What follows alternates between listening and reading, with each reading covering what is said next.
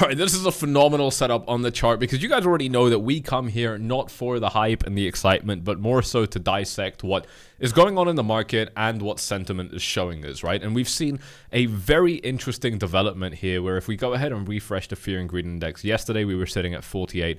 Today we have a reading very high and pretty at 67, which is literally the best case scenario that I could have asked for. It's actually better than what I expected in terms of seeing sentiment skyrocket to an extremely high place where I don't necessarily think that that reflects where the price actually is. Let's actually take a look. I'm curious. So the last time we had a reading of 67 was literally only a few days ago. That was like 4 or 5 days ago. April 30th, we were trading at exactly the same level. However, we have seen a big jump here from 43 up to 67, which is basically, it's a 24-point increase. And it's been an incredibly long time since we've seen such a big jump in sentiment so quickly. And I think it's worth just kind of establishing ourselves with the facts, right? I mean, people are going to get overexcited with this, and that's their fucking problem. We don't care about that. You're not here if you're that kind of person. But what I'm interested in discussing is, have we breached any key levels, and are we indeed back, or are we looking at this being a potentially very dangerous bull trap, right? And these are conversations that at a time like this are actually going to be very difficult, very uncomfortable to have, probably so uncomfortable to have that you'd brush them off like it's just crazy to talk about it. But of course, that would probably put you in the majority of people in terms of sentiment, and the majority of people lose money. So you do the math. I'm not interested in holding hands in a fucking circle with everybody else. I just want to make some cash in this market, ladies and gents. And so what I'm going to be looking at is, have we broken some of our key levels that would kind of invalidate, that would put us back in the range, or are we still in a potentially dangerous zone? And the short answer is, I actually think we're on the very edge of being bullish again. I was covering this in my previous video, so shout out to those of you that are subscribed and hitting up the like button. You're gonna know all about what was going on in that video. And pardon me, guys. Sorry about that. And what I was talking about is that we've got certain levels that could invalidate the market, and send us back into being in the range. And the key area for that, for me, was this value area low and these spikes on the VPVR, right? The spike that comes in over here, the spike that comes in over here, right? So that's about 62.8 and $64,000. And that's more or less where we managed to top out. And I'm also specifically looking at this high right here. This is the local high that the market managed to punch in. And we just got there right now. So very much on the edge of, as far as I'm concerned, flipping this into a more bullish situation. Now, that doesn't mean I'm saying we're setting brand new all-time highs again, but that does mean that, and especially if we manage to get above this high, that anything that happens from this point onwards, whether we go higher to capture resistance at 67, which would be a phenomenal place to find some resistance, or we capture resistance at 65 or fucking 70, I don't care, whatever it is, I would expect that if we come back down to this support, that it's going to hold. Now, anything below this level, if we come back down to this support, I'm expecting it to collapse. Anything, if we manage to first get above this high, and then we come down, I'm expecting it to be a support. That's a very, very important distinction. And why is that? Well, the reason I'd be expecting this area to still collapse now, as it is at the moment, is because we haven't set a new higher high. We've still maintained this trend for quite some time now, going all the way back up to the all-time high of punching in lower highs in the market. And we're still in that right now. We're not out of the woods on that. Now, there's a lot of premature celebration, and that's why the first thing I showed you in this market was this fear and greed rating at 67. I was also talking to you guys, of course, a little bit about what sentiment is showing is. If we just take a look at a couple of tweets here on the timeline, I never really find you guys good examples when I'm live on video, but typically there have been a lot of very, very celebratory posts in this market lately. Just people saying like all of this, like, we're so back, kind of energy. And again, for me, it's about, well, are we actually back, or have we not yet cleared the level that would make us back? And again, for me, that is that 64 local high, which we basically have just skirted by right now, but haven't quite gotten above. And if we do get above that, then by a literal textbook definition, we are now no longer in a downtrend. And the reason that we're so close, but I'm not letting go of this, is because if you don't take textbook definitions of trends like no longer setting lower highs. If you don't take those things into account, then you're not operating from a rule book. You're not operating from any principles. You're very much operating on a touch and go, just feel it out type vibe, right? And that's okay if you've got 10, 20 years in the game and you've made several millions of dollars. But that's not okay if you're a bad trader who's just gotten washed up on altcoins and you're underwater on your bags and you still haven't made a successful, you still haven't had a, particularly, successful streak in terms of a couple of years of good trading or anything like that. Like when you're doing that, what's really happening is you're just being an irresponsible trader, an irresponsible analyst who has no sense of financial hygiene. And again, like, this isn't really the channel for you if you're like that. But if you're coming at this from a more disciplined approach and you're actually very interested in principles that can guide you for the long term, then you're gonna care about stuff like this. You're gonna care about the thing is that principles like what I've just described are gonna be exactly what prevent you from getting overly excited when the market gets up to highs like this. This is a very, very similar situation to what we had back here, just with these two highs, where we pretty much nearly get up to the same high as the all-time high. And if you don't use textbook definitions like, are we breaking the downtrend? And in this case we did because we broke this lower high, but just stick with me here because I'm trying to make a point. If you don't use these kind of textbook definitions like, are we breaking a downtrend? More importantly, have we broken the high? Therefore, is it time to be bullish yet? Then you're going to start seeing that you get prematurely bullish at tops and prematurely bearish at bottoms. You're going to be one of those people, right? And if you've kind of like felt like you've disagreed with this textbook analogy I've been giving you guys, then you need to step back and look in the mirror and just look at the chart and just look at where you've been bullish and where you've been bearish, and you'll start to see that you've timed your biases really badly. And the way you can avoid that is by following these kind of textbook principles that I think are very, very important. So we're on the very, very edge, and this is absolutely great, right? So far, we haven't seen a particularly strong rejection. So I still think that we're poised to rise a little bit higher. And, that does mean that we can capture resistance higher up, right? I mean, we've got, very, very good reasons to be expecting resistance higher up in this market. And I think especially at the $67,000 level, I can't see a more clear resistance zone on this chart right now. It's actually really nice just how predictable this particular area is at this stage now. So I'm really going to be keeping a close eye on this level. I actually think that it would make a lot of sense to potentially look at building up some shorts up in this range, but because we've now managed to, if we get up there, because we've now managed to clear this high, I would only expect that this area serves as support. And this is a very interesting area of support. It's actually another potential area where I think trades could be very interesting, because this area has served as support now going back, since we managed to get above this level up until, the last time it was used as support for 50 days and up until today for 65 days, right? So if we come back down here, let's say on day 67, I would expect another support bounce off this level because we've now had a deviation, right? And the beautiful thing about these deviations is that once you produce these deviations, you can start to trust your support levels a little bit more. Now, on this occasion here, we had a deviation and we didn't quite come back down to the bottom, but if we did, it would have been a very clear buying opportunity because it was previously serving as support in this market. And once you get that deviation, typically you don't have to worry about a deviation happening again. You've already done it, so you can just expect support to come in the next time. This is actually, like, I can show you this on different charts where it's even more clear. Solana has been a beautiful example of this, where if we take a look at what happens after deviations, one of the best examples of it was actually back here with this beautiful range where Solana was trading sideways here. And what we had was, a lot of support coming in here, beautiful deviation. So the next time you've got very predictable support, and the next time after that, and the next time after that, and the next time after that, then we print another deviation, but the next time after that, again, phenomenal support off this level, right? So it's almost like, the storm happens and then you've got clear skies after the storm, which enable you to see very clearly, and, in this particular context, have a really nice trade setup. And that's what I think could be very interesting here, right? You get really nice support developing in this range. You deviate. Now the weather is clear. The skies are calm. You can take flight, and, there's going to be no turbulence. So the next time it serves really well as support. There are always going to be exceptions to these things, but what we're looking at are, the kind of characteristics that happen in between that we can game, that we can make money off. And this is one of those that, in my experience, at least recently, has been very, very useful. Here's another example. This is what I showed you before. If we just look at the exact next range, which is basically where Solana's been trading at recently, we had phenomenal support coming off this $140 level. We managed to form a deviation here, but the next time it's not a deviation. It's actually a really nice grab of support, and then we move back up.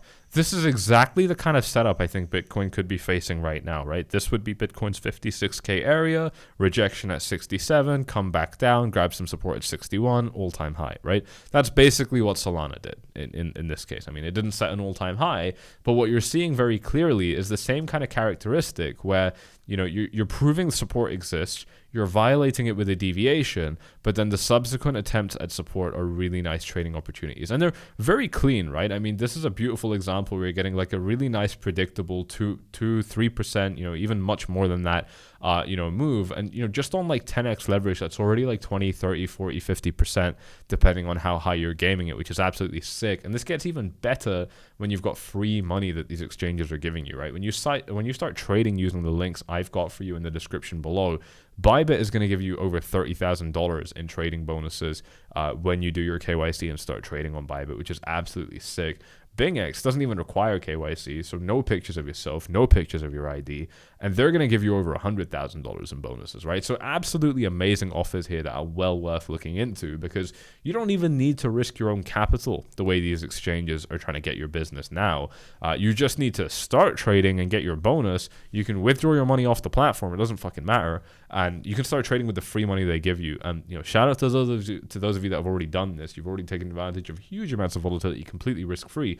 But if you haven't already, you're just waiting for free money to be taken by somebody else, right? You may as well do it before. And these are not like great offers for these exchanges to run, right? They don't like running them because they lose money on them, right? If you lose money, that's their money that they're losing.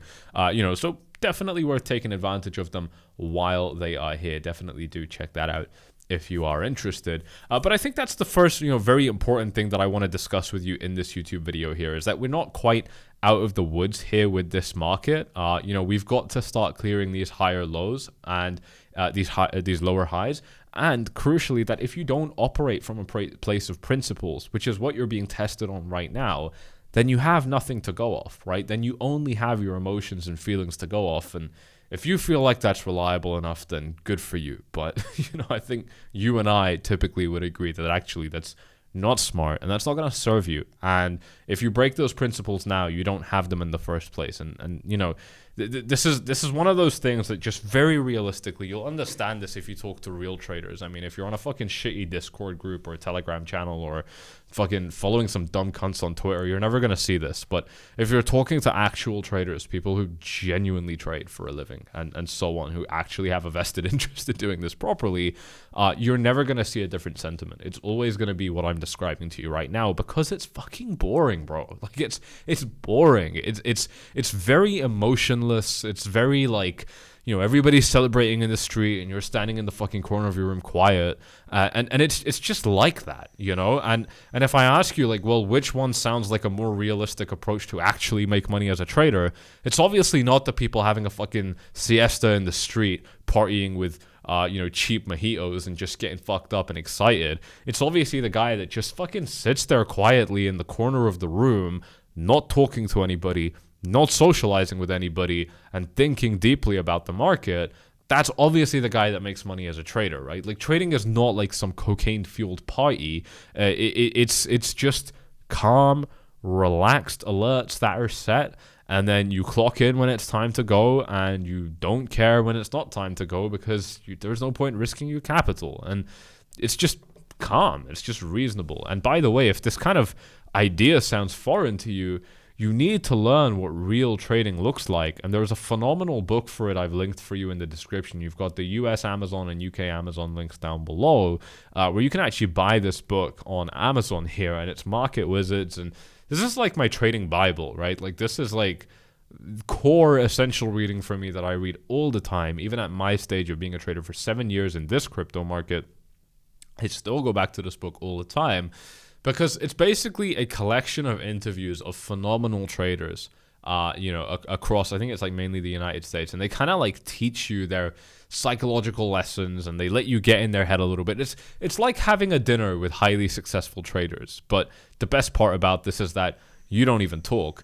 Because you've got nothing of value to give. The traders are going to teach you. So it's great because it's one-sided in that sense. It's a book, and you can just listen to them and learn from them. And I found that to actually be very useful for me, because you'll never see any of these people come in with the kind of like, energy that you'll see on Twitter and stuff like that, or whatever in the crypto space. Like, these guys are just way more calm and sensible about it. And that's why they've been interviewed in this book, because they've made a lot of money as traders. So definitely check this out if you're interested in some peripheral reading here. This is by far the best book I've ever read in my life. And it's also the book I've made the most money off after reading. So I absolutely swear by it. Definitely check it out. And guys, for a book like this, please don't fucking pirate it. Like, buy it. It's like fucking $7-10, whatever. It's so worth it. Just respect your capital, bro. Respect your money. It's okay to invest a bit of money in your shit. This is a book that you pay for. But anyway, let's go back to the market here. If we do manage to get above the 64K level, then we've basically invalidated the bear trend as far as I'm concerned. There is one exception, which I would want to point out. Pardon me again, which is right here. This was actually pointed out by Trader XO on Twitter, which is to say that, we did have a very similar range back here in 2021, where we basically set a brand new all-time high. We deviated above, very, very similar to right now. Then we deviated down below, and when we got that recovery back up, the recovery didn't materialize into anything. We hit like the top 75th percentile of the range, which in our case today would be like $67,000, maybe more. And then it just turned into a really nasty rejection, and it sent us into a mini bear market, right? So this is important because it helps us frame that, even at all-time highs, when you form these kind of deviations, they don't have to materialize into brand new all-time highs. And I think that's really important. I don't necessarily think that's what we're looking at right now if we manage to break above the 64K level, but I thought it's worth putting it on your radar because there are still some really good bearish setups on this chart which are worth paying attention to, which I certainly wouldn't want to forget, put it that way. I wouldn't want to brush it off like those things are impossible now. And one key example of that I'm going to show you right here is actually a really nice kind of diagonal trend line here, which a couple of people in the space have been looking at. And I don't necessarily subscribe to these kind of diagonal trend lines. I don't think that they're the most useful, but there is something to this, and that's why I'm bringing it to your attention. If we do trace this down, we've got more or less, a bit of a sideways range, right? And we can kind of cheat a little bit. It doesn't really matter. I'm not looking for exact hits. I'm just looking to kind of prove a point, which is that this market has been in a downward trending channel, and rising up just a little bit higher would still capture resistance and allow this thing to drop back down. And the only reason I'm exercising this much caution right now is because everybody else is excited, right? And so it's just not the time where I'm interested in jumping on the fucking bandwagon. I mean, that's not why you come to this channel. That's not what you expect when you come here, and that's why I make money. So that's a very, very important thing for me, and hopefully it's an important thing for you as well too. I'm not saying you're always the guy that's just never feeling joy, although you should never feel joy in the markets, because if you can feel joy, you can feel despair, so that's a given. But I'm not saying that that's what this is. It's more so just we want to be more observant of what other people are feeling like in the market, in addition to what the technicals are telling us. And the technicals are telling us that, yeah, we've seen a cool recovery, and this definitely has strong potential to be, a deviation to the downside, and now we're just back in the game and it's sideways until we rip up to an all-time high, right? That's definitely what this market is showing us right now as a real possibility. But at the same time, the market is also showing us a 24-point increase in sentiment across 2 days, and that is just not sustainable. It is just not. That hasn't happened in the last year. 57 up to 72. What was this? This is like a forgive me, my math is horrible, but that looks like a 15-point increase, right? So we've seen 24 over the last 2 days. So we just, and this is in the last year, we just don't see such big jumps like this happening so quickly. It's incredibly rare. I mean, there's probably examples like around over here where, this was June of 22. What was happening in June of 2022? Let's take a step back, trip down memory lane. June of 2022 was way back over here, where Bitcoin went from, what was this, 18K up to 25. I mean, it's very, very clear. We just don't see big jumps in sentiment like this particularly often. And when we do get big jumps in sentiment like this, and when we haven't actually even cleared a higher low, to me it is just premature celebration, and that's why I'm raising these things and bringing them to your attention. I also want to look at a couple things like Fibonacci retracements. I think this could be pretty interesting to say, where we could be going from here, and if we've bounced off an important level. We kind of fell through the 382 level. We bounced off nearly the 0.5. This is not a great setup as far as I'm concerned. We've got 236 resistance up ahead at about mid 65s, nothing crazy. If we take a look at this Fibonacci here, we again failed the golden pocket and nearly fell down to the 786. So I'm not seeing a whole lot of confluence there. Our 382 level lines up very nicely with that previous local high, which we haven't hit yet. So again, this is still the level to beat. And if we are able to get above it, then I think things could be interesting. It's also worth noting that the S&P 500 has closed, and it's only going to reopen in about 2 days from now. So that's a long time away. There's a lot that could happen. This is basically a weekend trading session now, and you always take these with a very slight pinch of salt at minimum, because it's a weekend. However, one of the things that this could mean as well is that if the market does end up continuing to rise, there is going to be a bit of a gap with things like the CME market for Bitcoin, right? So that's something we also want to be keeping a somewhat open mind for. Like, I'm not interested in saying that CME gaps always have to be filled and nonsense like that, but I am interested in at least paying attention to those kind of things. I also want to draw a fibs level from this high down to our low, and yeah, we've got a really nice golden pocket here, strongly implying that a retracement of this downtrend up to this golden pocket would make so much sense for the market. Honestly, so perfectly in between our golden pocket right here. And again, just lining up very, very nicely with our point of control with this line. You can't even see it because I've drawn my yellow line on top, but take a look at that. If I just put my yellow line back on there, it lines up perfectly with the existing red line, which represents the point of control. This is the largest area of trading in the market. Let me just move this forward and see if what it looks like if I draw it from here. The point of control is in the same place, so really tells us a lot. I think look at that, point of control is an exact. It doesn't move. I mean, it's such an important point of control, the $67,000 level, and the fact that it lines up with an interesting fib level like this, I wouldn't brush that off too easily. I think that's important. We've got a bit of daily EMA resistance here right now where we are. It's not super spread out, so I'm not super worried about it, but it has definitely stopped the market a little bit so far. On the flip side, we've managed to push out of our Ichimoku cloud here, which is absolutely fantastic news. That is a very good sign for the market.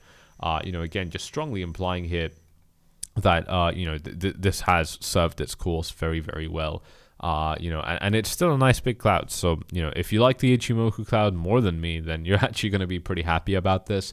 I'm still not placing all of my faith in it. Again, for me, and it is just because I operate out of principles instead of emotions, which, like, fuck me, I know it's groundbreaking for crypto, but here I am on YouTube saying that. You can crucify me now.